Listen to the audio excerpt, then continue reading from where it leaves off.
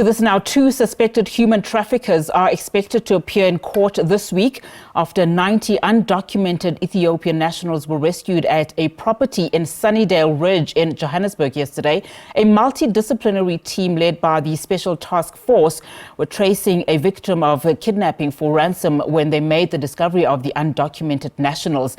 Among the Ethiopians was the kidnapped victim who was also rescued. He was kidnapped in Benoni on Tuesday afternoon, and immediately after that, his family started receiving ransom demands. To speak more on this, let's now bring in Emma Van Der Walt, founder and CEO of Brave to Love. Emma, thank you so much for your time and good afternoon to you.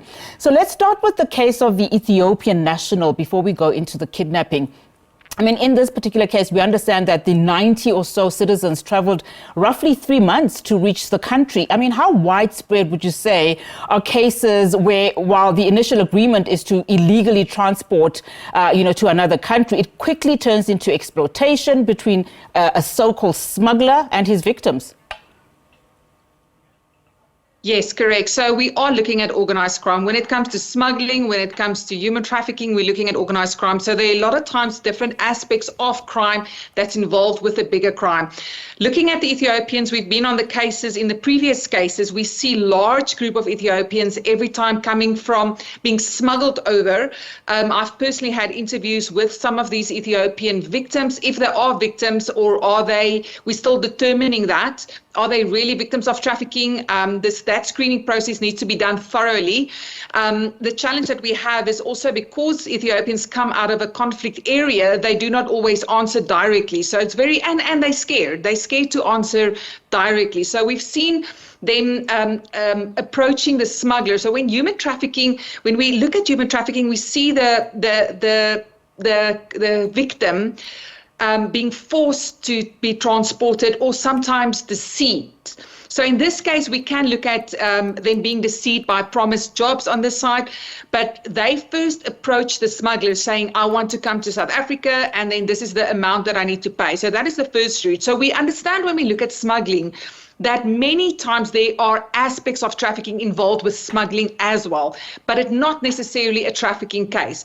In this case, obviously 2 men are arrested and then investigation, and the act needs to, so the law determines human trafficking, and that's when we will understand fully if it's trafficking or not. But the men are definitely vulnerable to be exploited. That the exploitation take place yet, we need to investigate further. Now, I mean, it is because of this multidisciplinary task team that was led by the Special Task Force of the SABC, where they were tracking a victim of kidnapping for ransom when they actually made this discovery of the undocumented nationals. Let's talk about kidnapping in the country. I mean, how prevalent and widespread is it? Because we are hearing more and more kidnapping cases in this country, and in all likelihood, that's where, the perpetrators then seek ransom from families. Yes, exactly. So we are talking about kidnapping for ransom. I think criminality is picking up. So we also see, when we look at an aspect of trafficking, we see trafficking into criminality. So where we look at Asia and online fraud, where victims are trafficked into compounds where they need to do online fraud 24 hours.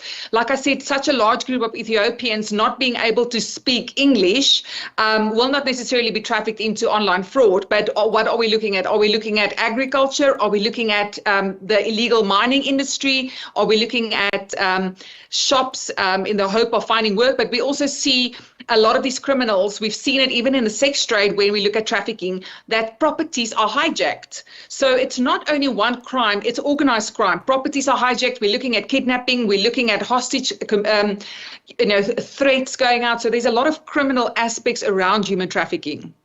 I mean, there are a few things then, just based on what you're saying, we can then draw from this particular case, which speaks to smuggling, exploitation, human trafficking and kidnapping. I mean, what are you picking up as an organization about these crimes in South Africa, and how well our intelligence is, managing to pick this up? Because it also speaks widely to border control as well. And I'm especially reminded that it doesn't only happen from country to country, but it can also happen, domestically from province to province.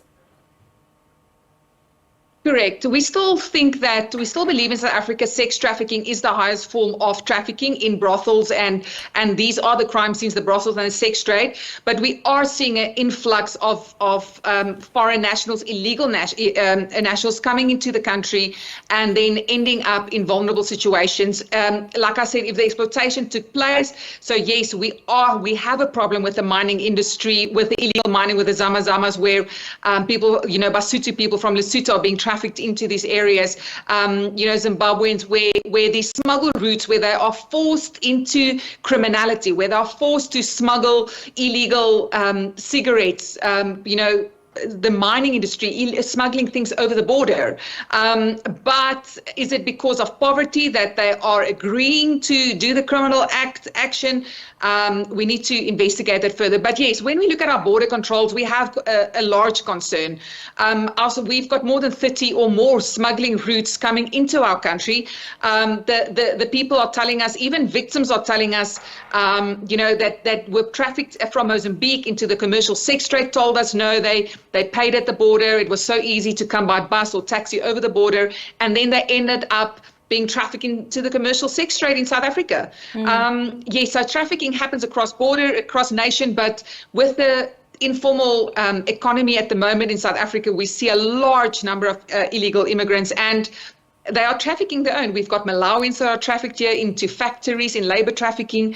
We've got different Thai women that are trafficked here, but also South Africans are also vulnerable. And sorry, in the case right now in Israel, where 5 South African women are trafficked into Israel. So yes, people are at risk. Yeah, and I understand there are arrests in that case in Israel as well. Just going back to another case that's slightly unrelated, but the 95 Libyan nationals, who also have been arrested. I mean, it's a different case in that they, were coming in here for training. But what we are seeing is that it is because of community members who were complaining about high levels of crime as a result of them being in this country that, that they then alerted authorities. What can you read into that particular case? Is it a form of some kind of exploitation? So we firstly started assessing to see, okay, what do we look at? Is there vulnerabilities in this group? In this case, I don't see signs of human trafficking. We are concerned once again because of it's not just security training, it's military training carrying on, and that makes us worried because we know of terrorism happening in the entire Africa. Signs of and Africa being at war. So which war are, why are they trained for? Which war is it an internal war with another country, or is it affecting Russia? Which countries are we talking about? Why are they training? Which I don't think should happen. So yes, are we only talking about one camp of training? Are there not more? I think authorities should speed up the process of aggressively investigating the cases, and to look at more, we saw even in Johannesburg, the drug trafficking that goes apart with human trafficking and drug smuggling over our borders. These are very large concerns because we know that human trafficking and drug trafficking is funding terrorism. Whether it's in South Africa, whether it's in the greater Africa, we know that it's a massive concern.